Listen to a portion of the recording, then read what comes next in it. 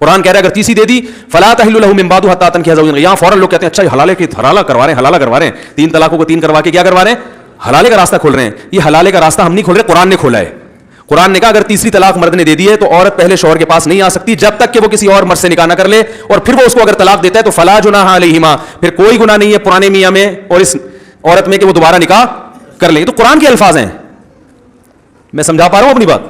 بھائی کسی اور مرد سے عدت کے بعد نکاح کرو، اس کے ساتھ ریلیشن ہو، پھر وہ اگر طلاق دے دے تو آپ عدت کے بعد کہیں اور بھی کر سکتی ہو، پرانے والے کے پاس بھی آ سکتی ہو. ہاں حدیث میں حلالے پر لعنت ہے، قرآن میں حلالے کی اجازت ہے، تو دونوں میں تطبیق ایسے ہوگی. بھائی حدیث میں جو حلالہ ہے وہ اور ہے، قرآن والا حلالہ اور ہے.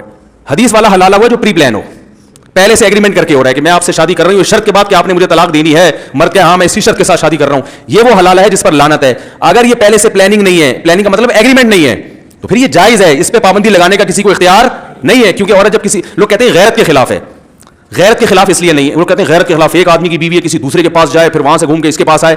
او بھائی جان ایک آدمی کی بیوی ہے ہی نہیں ہے، صحیح ہے نا، اس نے طلاق دے دی عدت ہو گئی، اس کا سے کوئی جہاں چاہے نکاح کرے. کسی کی طلاق یافتہ سے نکاح کرنا غیرت کے خلاف ہے کیا؟ یہ تو سنت ہے. پھر اگر مرد طلاق یافتہ سے نکاح کر لے تو اس کی بیوی ہے وہ، اب اس کے ساتھ زندگی گزارے، اور بالفرض اگر وہ طلاق دے دیتا ہے تو وہ عورت جب عدت ختم ہو جائے گی تو اب اس کی بیوی نہ پہلے والے کی ہے نہ دوسرے والے کی، تو پوری دنیا میں جس سے چاہے نکاح کرے، ان جس سے چاہوں میں پہلا والا بھی داخل ہے.